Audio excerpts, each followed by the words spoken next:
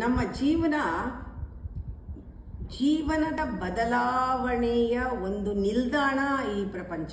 ಅಂದರೆ ನಮ್ಮ ಜೀವನ ನಮ್ಮಲ್ಲಿ ಆಗುವ ಬದಲಾವಣೆಗೆ ಒಂದು ನಿಲ್ದಾಣದ ಥರ.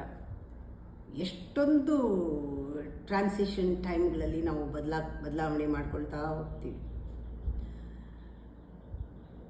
ನಮ್ಮಲ್ಲಿ ಕೆಲವರು ಆದರ್ಶಗಳನ್ನು ಇಟ್ಕೊಳ್ತಾರೆ. ನಾನು ದಯೆಯಿಂದ ನಡ್ಕೊಳ್ಬೇಕು, ದಯೆಯೇ ಧರ್ಮದ ಮೂಲವಯ್ಯ ಅಂತ ಕೇಳ್ತಾರೆ. ನಾನು ಅದನ್ನು ಪಾಲಿಸ್ತೀನಿ ಅಂತಾರೆ. ನಾನು ದೊಡ್ಡವ್ರಿಗೆ ಸಹಾಯ ಮಾಡಬೇಕು ಅಂತಾರೆ. ಆಮೇಲೆ ಅದೊಂದು ಆದರ್ಶ ಮಾಡಿಕೊಂಡು ಬಸ್ಸಲ್ಲಿ ಸೀಟ್ ಕೊಡೋದು, ಅಥವಾ ಮುದುಕರನ್ನ ಸಹಾಯ ಮಾಡೋದು, ಕ್ರಾಸ್ ಮಾಡಿಸೋದು.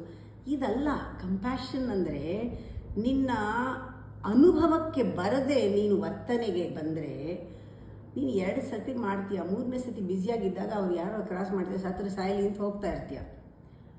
ಹಾಗಲ್ಲ ಅದು. ಕಂಪ್ಯಾಷನ್ ಮೊದಲು ನಿನ್ನ ಬಗ್ಗೆ ನಿನಗೆ ಇರಬೇಕು, ನಿನಗೆ ಅನುಭವಕ್ಕೆ ಬರಬೇಕು. ಯಾರನ್ನಾದರೂ ಕಂಪ್ಯಾಷನ್ ಆಗಿ ನೋಡೋದು ಬೇರೆ.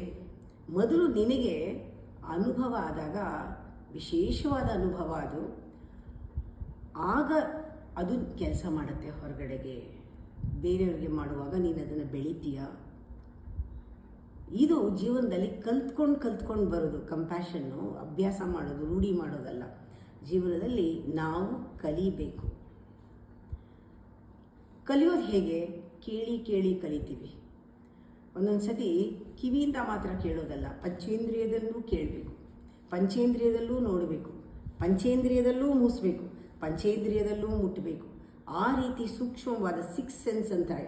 ಆ 6 ಸೆನ್ಸಲ್ಲಿ ಕೇಳಿ ಕಲಿತು ಆ ಅನುಭವಕ್ಕೆ ತಂದು ಜೀವನನ ನಾವು ಕಲ್ತ್ಕೊಂಡಾಗ ಆ ಒಳಗಡೆ ಹೋಗಿ ಮುಟ್ತೀವಿ.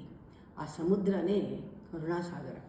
ಆ ಕರುಣೆ ನಮ್ಮ ಬಗ್ಗೆ ಫಸ್ಟು ನಮ್ಮಲ್ಲಿ ಅನುಭವ ಆಗಿದ್ರೆ ಮಾತ್ರ ಅದು ಸಹಜವಾಗಿ ಎಲ್ಲರಲ್ಲೂ ಮೂಡುತ್ತೆ.